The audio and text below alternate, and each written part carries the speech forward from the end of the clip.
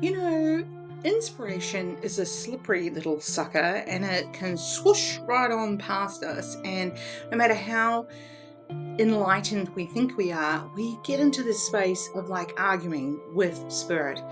We'll get an idea, right? And we're like, this is a fabulous idea.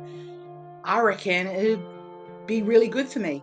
And then you go, oh, but what if? And what if this happens? Or should I? Could I? And so we start to argue with ourselves. And that's our humanness, right? But there's another part, our spiritual self, that believes and trusts. But which one wins is always the trick, right? Spirit will endlessly send ideas to you that will help with your spiritual growth. Whether you choose to take up the opportunity or not, entirely up to you. And it's our choice. And that's where people talk about fate and they say that, oh, it's up to spirit whether I do something or not. No, it's not. It's entirely up to you.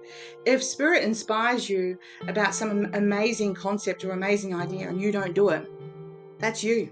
That's you. All right. Okay. So think about whatever has been crossing your path that's felt like a great idea, but you've argued yourself out of it.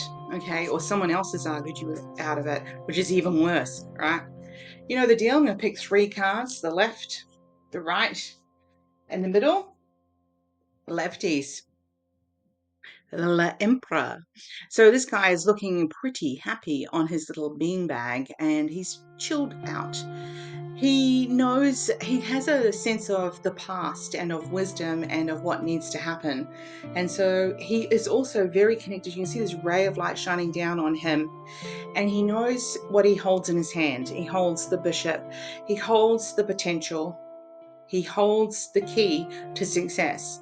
So it's entirely up to him what he chooses to do. And the floor is made like a chess set as well. So what he decides to do is entirely in his power. And he recognizes that. Whether he will or he won't or he could or he shouldn't. It's entirely up to you.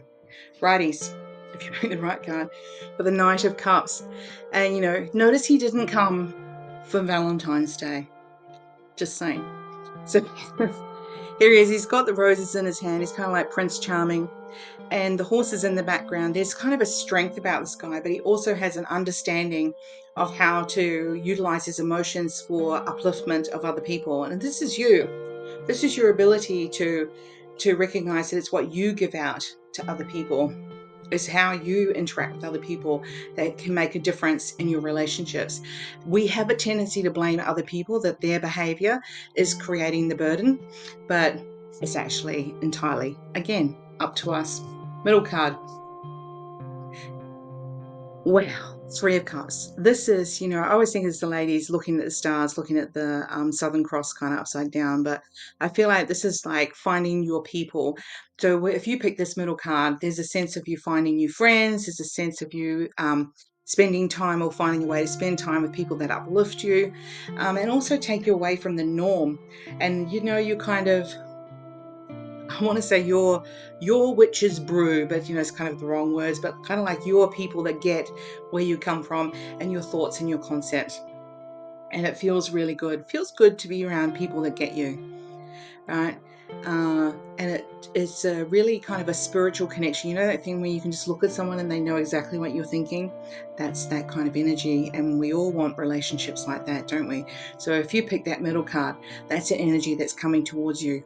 And it's a very grateful kind of energy. Have a great day.